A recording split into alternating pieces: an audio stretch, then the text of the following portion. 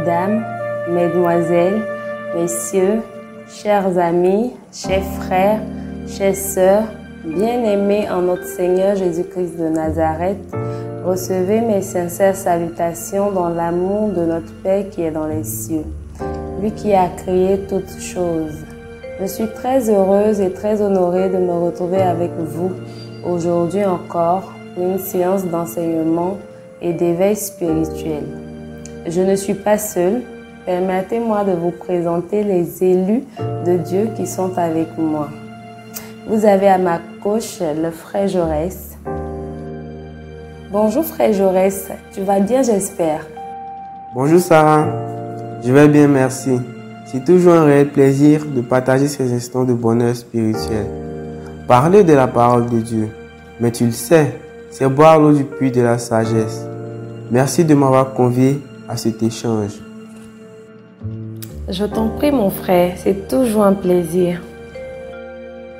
À ma droite, vous avez la bien-aimée sœur Adassa. Je précise que Adassa est corps habillée. Elle est de la police nationale et elle fait ses premiers pas dans l'apprentissage de la parole de Dieu. Bonjour Adassa, tu vas bien j'espère. Sois la bienvenue dans la grande famille de la Renaissance. Merci Sarah, merci de me recevoir parmi vous. Comme tu l'as dit, je suis là pour apprendre. Je vais donc me contenter de suivre les échanges. Bien. Mes bien-aimés en notre Seigneur Jésus-Christ de Nazareth, aujourd'hui nous allons parler de la dîme et des offrandes dans les églises. Vous le savez très bien, il y a un gros débat sur le sujet de la dîme. Faut-il payer la dîme? Ne faut-il pas payer la dîme? Le sujet fait polémique. Pour en parler, aujourd'hui nous recevons notre Père spirituel. Je précise que Papa n'est pas avec nous dans cette pièce. Il est en déplacement pour des formations. Mais nous avons obtenu sa disponibilité pour nous entretenir sur la question. Sans plus tarder, je vais vous laisser suivre l'enseignement. Papa, nous sommes à toi. Merci Sarah. Vraiment merci à toi de l'opportunité que tu me donnes de parler de ce sujet. Tu l'as dit, hein, c'est un sujet qui est très important et qui fait polémique dans les églises. C'est un sujet d'actualité. C'est un sujet même parfois confligène. Je voudrais profiter de ce moment pour dire merci à mon fils Jaurès qui est là. Lui, il est toujours là lors des grands débats et je ne suis pas surpris de constater qu'il est avec toi. Je voudrais personnellement remercier ma fille Adassa qui vient d'arriver. Je dis également, je lui souhaite bonne arrivée et je lui dis que notre famille est une grande famille qui accueille tous ceux qui sont fatigués et chargés. Merci encore à toi Adassa de vouloir nous rejoindre. Merci à tous les enfants de Dieu qui nous écoutent aujourd'hui et qui vont participer à l'édification de la parole de Dieu à travers les échanges que nous allons avoir. Tu l'as dit, je suis en déplacement pour des formations, mais dès que vous m'avez sollicité, je me suis prêté à la chose et je suis disposé à échanger avec vous sur ce thème. Merci encore. Et si vous le permettez, on va lancer le débat. Merci encore. Mes bien-aimés en notre Seigneur Jésus-Christ de Nazareth, je bénis le nom de notre Père qui est dans les cieux et je lui rends grâce pour toute son œuvre, car chaque jour, il nous donne son amour sans rien nous demander en contrepartie, sans rien nous demander en retour. Notre Père qui est dans les cieux nous aime comme le soleil nous aime, car chaque jour le soleil se lève et brille sur nous, sans rien nous demander en retour. Parfois on critique le soleil, parfois on acclame le soleil, mais quelles que soient nos humeurs, quels que soient nos sentiments, il nous apporte toujours sa lumière. Et les scientifiques sont d'accord pour dire que sans cette lumière, nous n'aurions pas pu vivre correctement. Je bénis donc le nom de notre Père pour cet amour qu'il nous donne. Maintenant, si vous le permettez, avant d'aborder le thème que vous posez, j'aimerais qu'on prie ensemble. Donc vous fermez les yeux et on prie tous ensemble.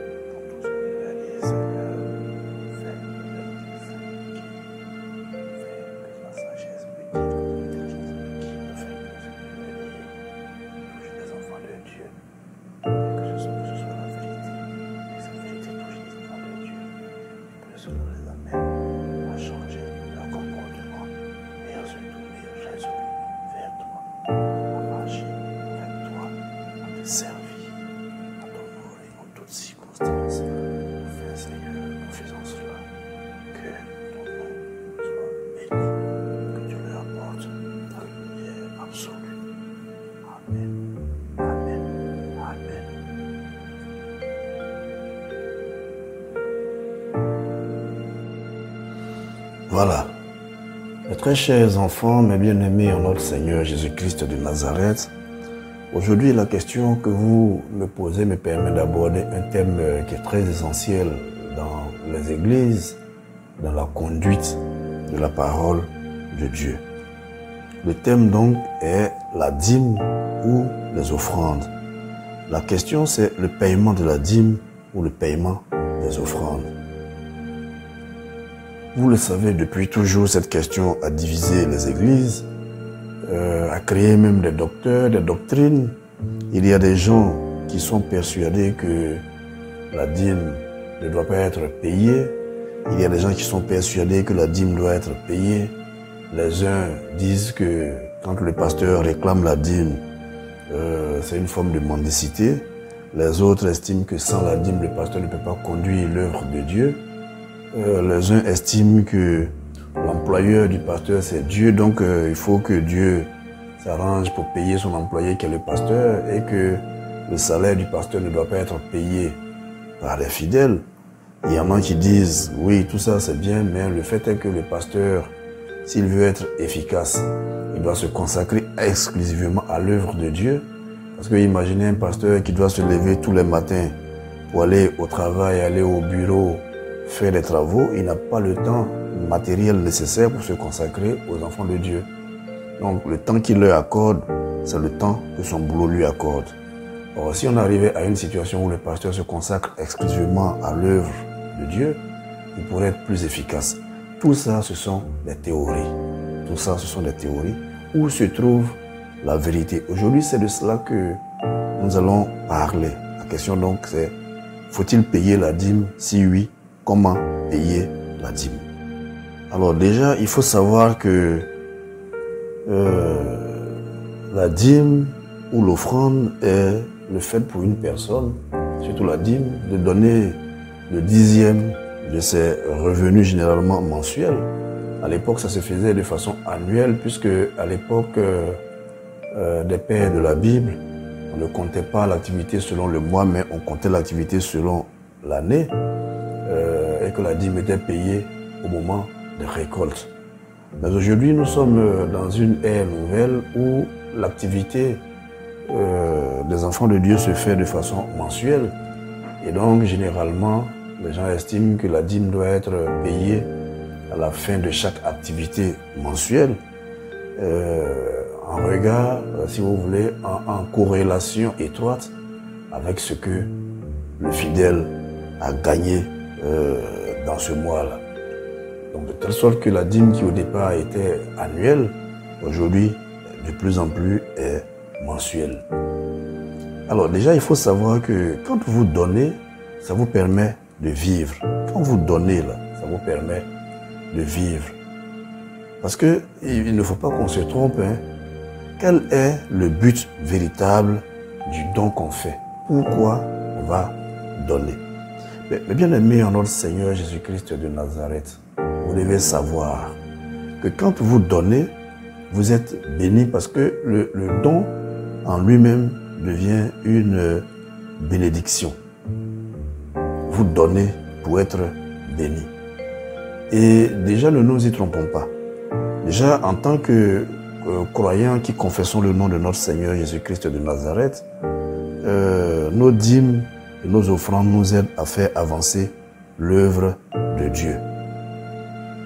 Parce que grâce aux dons que nous faisons, grâce aux offrandes, aux dîmes que nous payons, on peut, si vous voulez, le guide spirituel, l'homme de Dieu, a la facilité ou a la possibilité de diffuser la parole de Dieu partout dans le monde pour pouvoir toucher les enfants de Dieu. Si vous remarquez bien, à l'époque, notre Seigneur Jésus-Christ de Nazareth était obligé, avec ses disciples, de marcher. Tantôt, ils vont à pied, tantôt, ils vont à dos d'âne pour se promener dans toutes les contrées pour annoncer la bonne nouvelle. Mais après la mort de notre Seigneur Jésus-Christ de Nazareth, les choses ont commencé à évoluer et on vous disait que ces disciples eux-mêmes qui devaient parcourir de pays en pays, il y en a qui partaient par bateau, etc. Mais il faut savoir que tous ces périples bénéficiaient du soutien de bonne volonté. Je dis, lorsque le Christ et ses disciples se retrouvaient dans des endroits, ils partaient d'une ville à une autre pour aller prêcher, ils bénéficiaient du soutien de bonne volonté, ne serait-ce que pour leur alimentation, pour leur hébergement, pour toutes ces choses. Aujourd'hui encore, c'est plus difficile parce que notre monde, avec son évolution, est tel que on ne peut plus se permettre de marcher pour partir de pays en pays. Personne ne peut partir de l'Afrique du Sud à pied pour espérer aller évangéliser en France. Ça n'a vraiment pas de sens. Il sera obligé de prendre l'avion, de payer un billet d'avion, de payer une chambre d'hôtel, etc. Et ce sont des frais énormes pour le seul serviteur de Dieu, alors même qu'avec l'aide des autres, il peut toucher un maximum de personnes. Il peut même aller jusqu'au fin fond de la terre, là où la civilisation humaine même n'est pas encore totalement ancrée. En cela, c'est une bonne chose. Alors, nous devons déjà savoir que quand nous payons la dîme, ou bien quand nous faisons des offrandes, ce n'est pas dans l'espoir d'être bénis. Non, beaucoup de personnes se trompent en se disant, si je vais payer ma dîme, Dieu va me bénir. Ce n'est pas ça le but. Nous ne payons pas la dîme pour être bénis par Dieu, pour recevoir une faveur en contrepartie. Non, pas du tout.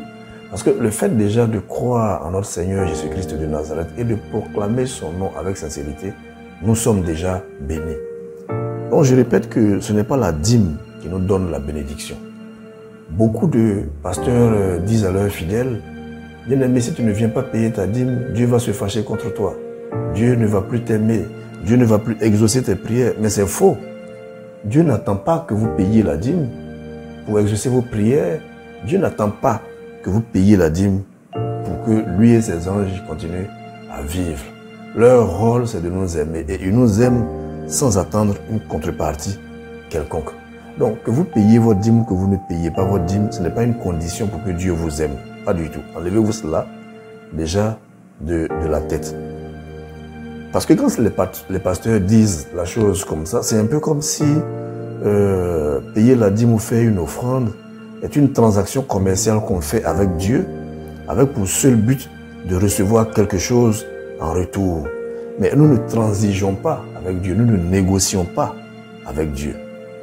Dans la parole du prophète Esaïe, il a dit, quand vous jeûnez, vous dites que c'est pour moi que vous jeûnez. Mais quand vous mangez pour qui? Donc quand vous dites que vous payez la dîme, c'est pour Dieu, pour qu'il vous bénisse. Et quand vous ne payez pas et que chaque jour vous priez, que vos prières s'accomplissent, comment vous pouvez expliquer ce mécanisme? Donc ce n'est pas la dîme qui fait cela. Je répète donc que le but de la dîme, ce n'est pas de vous apporter la bénédiction de Dieu, parce que la bénédiction de Dieu, vous la recevez dès que vous proclamez le nom de notre Seigneur Jésus-Christ de Nazareth avec amour, avec sincérité, et que vous vous présentez conforme à ce qu'il a demandé. Alors donc, enlevez-vous de la tête que quand vous payez votre dîme ou bien quand vous faites une offrande, vous allez négocier avec Dieu. Comme si vous vouliez dire, Seigneur, bon voilà, je suis venu payer ma dîme, donc toi en retour, bénis-moi, bénis ma famille. Non, non, non. Enlevez-vous cela de la tête, ce n'est pas ça le but de la dîme, pas du tout. Alors si un pasteur vous dit ça, sortez de son église parce que vous n'avez pas de raison d'être là-bas. Si un pasteur vous dit que c'est à cause de l'argent que vous donnez que Dieu vous bénit, que Dieu vous aime, ça ne sert à rien d'être dans cette église-là. Prenez vos affaires, sortez de là-bas et allez trouver une autre église. C'est plus simple. C'est le pasteur lui-même qui, de par son intercession, doit amener Dieu à vous aimer, à vous bénir en dehors de tout ce que vous allez donner. Notre Seigneur Jésus-Christ de Nazareth ne guérissait pas les gens en tenant compte de ce que les gens payaient comme dîme. Le paralytique n'avait pas payé de dîme. Le lépreux n'avait pas payé de dîme. La femme qui avait saigné pendant 12 ans n'avait pas payé de dîme. Et tous ces gens, Christ leur a montré son amour en les guérissant. Et quand il les guérissait, il leur disait, ta foi t'a sauvé. Donc c'est parce que ces gens avaient foi en notre Père qui est dans les cieux que Christ se mettait à leur disposition. Ce n'est pas parce qu'ils payaient la dîme que Christ se mettait à leur disposition, pas du tout. Donc si le pasteur vous dit ça, je vous en prie, sortez de cette église et allez chercher un autre endroit où la bénédiction de Dieu n'est pas négociable.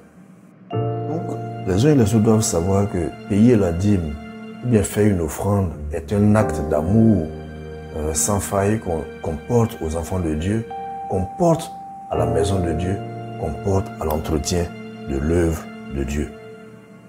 Voyez-vous toutes les fortunes que Salomon a pu amasser, il les a mises à la disposition de l'œuvre de Dieu. Il a construit la maison de Dieu dans des proportions que vous ne pouvez pas imaginer. Donc là aussi, c'est une occasion pour vous dire que Dieu n'a jamais dit qu'il faut que ses enfants restent pauvres. Je répète, Dieu n'a jamais dit ça. Et parce que je vois souvent les gens qui disent heureux les pauvres quand ils verront le royaume des cieux. Non, ce n'est pas de ça qu'il s'agit.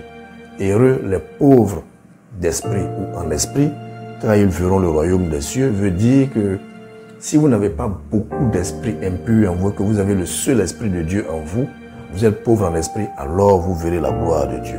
On ne parlait pas des richesses. Parce qu'au niveau des richesses, plus vous en avez, et plus vous mettez à la disposition des enfants de Dieu, et plus vous êtes dans la révélation. Mais ne prenez pas la dîme comme moyen de négociation avec le Seigneur. Voyez plutôt la dîme comme un acte d'amour, de charité que vous faites pour vous-même et pour les enfants de Dieu. Parce que si vous le faites pour les autres le feront pour vous, selon la règle d'or. Et donc les versets de la Bible qui parlent de la dîme, généralement les pasteurs les utilisent comme moyen de menace, comme moyen de pression, comme des lois fondamentales. Non, ce n'est pas ça. Il faut voir ces versets comme des conseils, comme des recommandations que la Bible fait aux enfants de Dieu pour être meilleurs. C'est tout. Mais bien aimés en notre Seigneur Jésus-Christ de Nazareth, maintenant nous allons aborder le thème en commençant par la première partie. Oh, merci papa pour cette brillante introduction. Merci, merci, merci. Alors, avant de te laisser aborder le thème, si tu le permets, nous allons passer un petit intermède musical, histoire de bien plonger les uns et les autres dans le sujet. La régie, s'il vous plaît.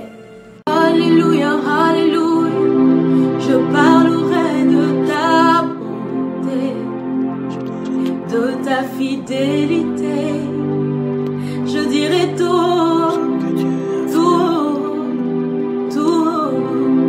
ce que tu as fait pour moi.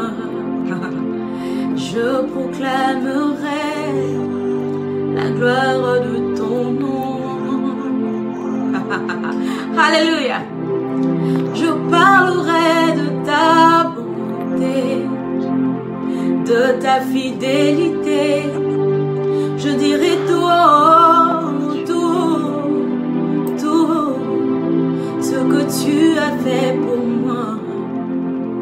Je proclamerai la gloire de ton nom. Chante avec moi de tout ton corps, dis encore une fois. Je parlerai de ta bonté, de ta fidélité. Je dirai tout, ce que tu as fait pour moi. Je proclamerai la gloire de ton nom. Dis encore une fois, moi Rosny, je parlerai de ta bonté, de ta fidélité. Je dirai tout, ce que tu as fait pour moi. Merci la régie. Merci de nous avoir servi cette magnifique chanson intitulée « Je parlerai de ta bonté » et qui est ici interprétée par Roxny Kaïba. C'est une très belle chanson qui nous plonge dans l'exaltation de notre Dieu et qui nous permet de parler de tous ses bienfaits. Maintenant que nous avons écouté ces paroles de louange, nous revenons à toi, Papa, pour la suite de l'enseignement. Je rappelle que le thème aujourd'hui, c'est la dîme. Papa, nous t'écoutons. Bien, très bien, merci Michel. Moi également, j'aime bien cette chanson de Roxny Kaïba parce que c'est une chanson de louange, une chanson par laquelle nous crions notre amour et notre reconnaissance envers notre Seigneur Jésus-Christ de Nazareth, lui par qui toutes choses arrivent dans notre existence. Donc, je te remercie de ce petit moment de recueillement en louange vis-à-vis de notre Seigneur. Et maintenant, nous allons reprendre. Je poursuis donc pour dire que la première partie, c'est-à-dire grand 1, pourquoi donner? C'est-à-dire pourquoi vous devez payer la dîme ou faire une offrande? Pourquoi donner? En cela, je vous lis le psaume 37 à partir du verset 20. Et je lis. Psaume 37 à partir du verset 20. Et je lis. Mais les méchants périssent et les ennemis de l'Éternel, comme les plus beaux pâturages, ils s'évanouissent. Ils s'évanouissent en fumée. Le méchant emprunte et il ne rend pas. Le juste est compatissant et il donne. Car ceux que bénit l'Éternel possèdent le pays et ceux qu'il maudit sont retranchés. Donc je reviens sur le verset 21 qui dit « Le méchant emprunte et il ne rend pas. Le juste est compatissant et il donne. » Mais bien aimé en notre Seigneur Jésus-Christ de Nazareth, que veut dire ce texte à mon avis? Alors chaque jour Dieu nous donne. Chaque jour Dieu nous donne. Déjà il t'a aidé à avoir un boulot. Et à la fin du mois tu es correctement payé. Tu vas même à prier, tu dis Seigneur je veux avoir une promotion. On t'accorde la promotion. Cette année je veux que ma récolte soit bonne. Ta récolte est bonne, tu as récolté plein de tonnes de cacao, de café que tu as vendu, tu as eu beaucoup d'argent, tu as acheté des véhicules, tu as construit des maisons. À ton avis, qu'est-ce que tu viens de faire? Tu viens d'emprunter à Dieu parce que cette richesse que tu as eue appartient à Dieu. Il te l'a donnée. Tu lui as demandé, tu veux une maison, il t'a donné une maison. Il t'a prêté une maison parce que toutes les richesses lui appartiennent. Donc nous qui bénéficions de ces richesses, nous sommes des emprunteurs. Nous avons emprunté à Dieu des choses qui, au fond, lui appartiennent. Alors, dans la logique des humains, quand vous empruntez une chose à quelqu'un, logiquement, qu'est-ce qui doit se passer? Logiquement, à votre avis. Mais quand vous empruntez, il faut rembourser. On n'a pas dit que Dieu vous fait un don, on dit qu'il vous a prêté. Donc si Dieu vous prête les choses que vous lui demandez, parce que c'est pour lui, il ne fait pas de vous des propriétaires. Nous ne sommes pas propriétaires des biens que nous avons et que Dieu nous a donnés. Nous les avons empruntés au Père, au Seigneur. Lui, il nous les met, il met ces choses à notre disposition. Et c'est pour cela que les gens qui marchent avec le diable, ils reçoivent des fortunes, et puis un matin, quand ils n'ont pas respecté les conditions, on leur arrache tout, ils deviennent fous. Et puis les gens sont étonnés. Mais parce que vous n'êtes pas propriétaire, le diable vous a prêté ces choses. Quand vous allez voir un marabout pour avoir un enfant, le marabout vous donne l'enfant. Mais l'enfant n'est pas à vous. Le marabout a volé l'enfant chez quelqu'un qui en est le véritable propriétaire. Lorsque le temps arrive, la personne vient réclamer sa chose.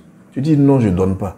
Et tu pars de chez le marabout, tu te retrouves chez un pasteur qui lui il dit qu'il est loin, il va aller prier pour que l'enfant là reste. Il va rester comment? Ce n'est pas à toi. Tu l'as emprunté. Tu l'as emprunté au marabout qui lui-même l'a volé chez quelqu'un d'autre. Donc le véritable propriétaire vient réclamer son bien. Alors Dieu dit ici que tu as emprunté et tu ne veux pas rendre ce que tu as emprunté. Autrement dit, il t'a donné. Rembourse maintenant, tu dis non. Alors Dieu dit tu es méchant. Par contre, si tu es juste et compatissant, ce que tu as reçu là, tu redonnes la part de celui qui t'a donné. Et cette part-là, tu la payes à travers la dîme ou bien les offrandes. Voilà ce que le texte dit. Et quand tu fais ça, Dieu dit que tu es dans la justice. Voilà ce que dit le texte du psaume 37. Je vais vous présenter un deuxième texte, qui est le texte de Proverbes, chapitre 18. Le verset 15 dit, Proverbes chapitre 18, verset 15 dit, « Un cœur intelligent acquiert la science et l'oreille des sages cherche la science. » Le verset 16 dit, « Les présents d'un homme lui élargissent la voie et lui donnent accès auprès des grands. » Le verset 16 dit, « Les présents d'un homme lui élargissent la voie et lui donnent accès auprès des grands. » Alors, ce proverbe nous montre que, ce texte de proverbe nous montre que le don d'un homme, c'est-à-dire que quand vous allez, vous faites un don, ou bien vous payez votre dîme, cela vous donne une place et vous conduit devant les grands. Si vous êtes dans l'église, et que vous avez l'habitude de payer la dîme, ou bien vous avez l'habitude de faire des offrandes, il est évident que cette habitude-là vous met devant les responsables de l'église, qui eux-mêmes pourront vous recommander si vous avez des contrats. Imaginez, vous êtes dans une église, vous êtes entrepreneur ou bien vous êtes architecte. Et chaque fois que vous avez un marché, vous payez votre dîme à l'église. Que va-t-il se passer? Le jour où le pasteur va être sollicité pour une grande œuvre à réaliser, qui va-t-il appeler? C'est vous. Donc, par votre don, vous vous serez retrouvé devant d'autres grands. Et ça va vous donner accès à tous les marchés que l'Église voudra passer. Voilà ce que dit le texte de Proverbes, chapitre 18. Je vais maintenant vous présenter le texte de Proverbes, chapitre 11. Le texte de Proverbes, chapitre 11, dit ceci dans son verset 24. « Tel qui donne libéralement devient plus riche, et tel qui épargne à l'excès ne fait que s'appauvrir. » Le verset 25 dit, « L'âme bienfaisante sera rassasiée, et celui qui arrose sera lui-même arrosé. » Celui qui retient le blé est maudit, verset 26. Celui qui retient le blé est maudit du peuple, mais la bénédiction est sur la tête de celui qui le vend. Et bien aimé en notre Seigneur Jésus-Christ de Nazareth, je pense que je n'ai pas besoin de faire un long commentaire de ce texte. Il est très clair. Quand on dit donner libéralement, c'est ce qu'on appelle en droit les libéralités. La libéralité, c'est tout ce qu'on donne gratuitement. Par exemple, quand vous faites un cadeau à quelqu'un en droit, on dit c'est une libéralité. Voilà. Donc, celui qui donne gracieusement et de façon libre devient plus riche. Et celui qui préfère s'asseoir sur ses biens et qui ne les partage pas, il ne fait que s'appauvrir. C'est une grande leçon parce que si vous ne partagez pas, personne ne va vous ouvrir des portes. Arrivé à un certain moment, votre argent ne pourra pas suffire à vous faire rentrer dans le monde. Regardez les grands hommes d'affaires. Comment acquièrent-ils les marchés? Les grands hommes d'affaires. Dès qu'on les sollicite, ou bien dès qu'ils sont en contact avec une personne, leur premier réflexe c'est de faire un cadeau. Il fait un cadeau, il achète un véhicule, il achète ceci, il achète cela. Et automatiquement, ce monsieur à qui on a fait les cadeaux est disposé à donner à cet homme d'affaires tous les grands marchés. Et parce qu'il a donné gratuitement, il devient riche parce qu'il obtient tous les grands marchés. Mais toi qui as refusé de donner, mais tu t'assois sur ta fortune et ça ne te produit pas. Rappelez-vous de la parabole des 10 talents. Maintenant, je vais vous présenter un autre texte. C'est le texte de Jean chapitre 16. Jean chapitre 16. Le verset 23 dit, « En ce jour-là, vous ne m'interrogerez plus sur rien. En vérité, je vous le dis, ce que vous demanderez au Père, il vous le donnera en mon nom. » Verset 24. « Jusqu'à présent, vous n'avez rien demandé en mon nom. Demandez et vous recevrez, afin que votre joie soit parfaite. » Ce verset 24, mes bien-aimés en notre Seigneur Jésus-Christ de Nazareth, veut simplement dire que jusqu'à présent, nous avons eu une façon de payer la dîme, nous avons eu une façon de faire qui n'était pas la bonne et c'est pour ça que ça ne nous produisait pas de résultat. Christ dit que maintenant, il faut demander en son nom. C'est-à-dire que maintenant, là, tout ce que nous allons faire, il faut que nous ayons l'assurance que c'est fait conformément à la volonté de notre Seigneur Jésus-Christ de Nazareth. Si nous faisons ça, nous aurons les résultats. Je vous ai dit dans un enseignement que Dieu n'est pas notre ami. Il ne fait pas de blagues. Donc si vous faites des demandes à notre Père qui est dans les cieux et que vous n'avez pas de résultats, la faute n'est pas à lui. Parce qu'il n'est ni l'ami ni l'ennemi de personne. Donc il ne peut pas te favoriser et puis défavoriser quelqu'un d'autre. Pourquoi le ferait-il? Pourquoi le ferait-il? Donc si vous demandez des choses que vous n'avez pas les résultats, la faute vous revient à vous. Et Christ dit que vous n'avez pas les résultats parce que vous n'avez pas demandé conformément à sa parole. Il faut donc demander en son nom. Il faut naître de nouveau. Nous devons naître de nouveau parce que maintenant un jour nouveau se lève devant nous et nous devons faire les choses autrement. Nous devons donc changer notre façon de payer la dîme. Nous devons changer notre mentalité sur la dîme et sur les offrandes. C'est à cette seule condition que nous recevons la part qui nous revient. Dans le texte de Luc chapitre 6, au verset 28, il est écrit « Donnez et il vous sera donné. On versera dans votre sein une bonne mesure, serrée, secouée et qui déborde, car on vous mesurera avec la mesure dont vous vous serez servi. » Ici, le texte est bien clair. Mais là, on dit encore que la part que tu donnes là, c'est ce que tu reçois. Ça sera débordant. Si tu as payé une dîme, tu devais payer une dîme de 10 000 francs. Tu peux payer une dîme de 1000 francs, tu recevras les 1000 francs en retour. Et c'est tout. Alors donc, à travers ce texte, on vous explique un peu comment, quand vous payez votre dîme ou bien vous faites une offrande, on vous explique comment Dieu matérialise la part qu'il vous envoie. Et on dit, il va vous verser une bonne mesure qui sera bien serrée, qui sera bien secouée et qui va même déborder. Voilà. Et on va vous servir en fonction de ce que vous avez donné. Donc, comme je disais tout à l'heure, si tu devais payer une dîme de 10 000 francs et que tu as préféré payer une dîme de 1000 francs, ben, il te sera servi la part d'une dîme de 1000 francs. Le verset 40 de ce même texte de Luc chapitre 10 dit ceci: « Le disciple n'est pas plus que le maître, mais tout disciple accompli sera comme son maître. » Le disciple n'est pas plus que le maître, mais tout disciple accompli sera comme son maître. Ce texte-là vient pour tous ceux qui prétendent parler au nom du Christ, mais qui en réalité n'ont pas reçu la formation appropriée pour le faire, et qui tapent leur poitrine pour dire « Venez me payer la dîme, moi je sais ce que je vais en faire ». Il faut que vous preniez le temps, vous les disciples de Christ, de vous former. Car si vous êtes bien formés, vous pourrez vous occuper des brebis, tout comme le Christ l'a fait. C'est un texte très fort sur lequel je reviendrai un de ces jours dans un autre enseignement. Le dernier texte que je vais vous présenter, c'est le texte de 2 Corinthiens chapitre 9. Au verset 8, il est écrit « Et Dieu peut vous combler de toutes sortes de grâces, afin que, possédant toujours en toutes choses de quoi satisfaire à tous vos besoins, vous ayez encore en abondance pour toute bonne œuvre. » Voilà, mes bien-aimés en notre Seigneur Jésus-Christ de Nazareth, le texte est vraiment bien clair. Dieu peut vous donner tout ce que vous voulez il peut vous combler.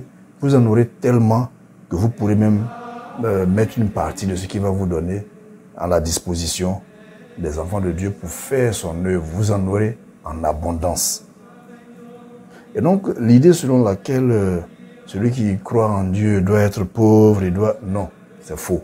Les textes que je viens de dire, que je viens de lire, vous prouvent le contraire et vous expliquent en même temps pourquoi vous devez payer la dîme ou même de temps en temps faire des offrandes.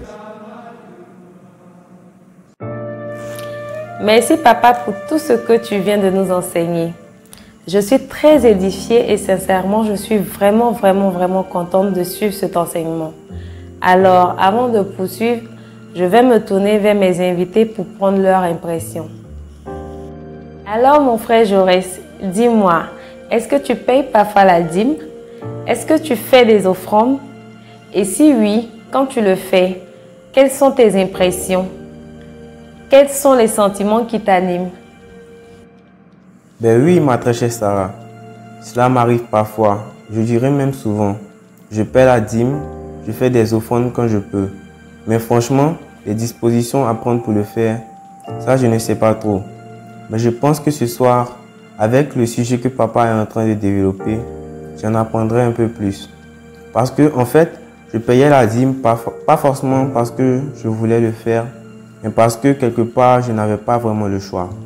Je suis persuadé que beaucoup de chrétiens dans le monde font comme moi. Ils payent la dîme sans savoir pourquoi. Ils payent la dîme parce que c'est devenu un phénomène de mode. Mais ce soir, avec tout ce que papa est en train de dire, je crois qu'à mon niveau, quelque chose va changer. Sinon, effectivement, je payais ma dîme. Voilà qui est bien dit. Merci Jaurès. Je peux te rassurer, hein? Moi également, je paye régulièrement la dîme. Je fais parfois des offrandes, mais je fais comme toi. Beaucoup de chrétiens font comme toi. Souvent, on paye la dîme parce qu'on ne veut pas que le pasteur se fâche. On paye la dîme parce qu'on ne veut pas qu'on cite notre nom dans le micro de l'église comme mauvais payeur. On paye la dîme pour frimer. On paye la dîme pour être bien vu par le pasteur et avoir ses faveurs. Mais là, je crois que ce que papa est en train de dire, c'est tout autre chose. Alors, si vous le permettez, on va revenir à papa pour la suite. Papa, nous t'écoutons pour la suite. Bien, très bien. Merci Michel, merci à toi Jaurès. C'est bien si vous avez la culture de la dîme, si vous avez cette culture spirituelle. Mais je rappelle que le paiement de la dîme n'est pas obligatoire. C'est vraiment facultatif. Et je crois même que les pasteurs ne devraient pas forcément exiger cela des fidèles au point de les humilier et de faire en sorte que celui qui ne paye pas se sente mal devant les autres. Non, non. Rassurez-vous, la dîme n'est pas du tout obligatoire. C'est vraiment facultatif. Et on doit donner, pas parce qu'on a peur du regard des autres. On doit donner, pas parce que on a peur du pasteur ou parce qu'on veut faire plaisir. On doit donner parce que telle est notre vocation. Voilà, donc comme j'ai dit, on va poursuivre. Je reviens donc pour dire que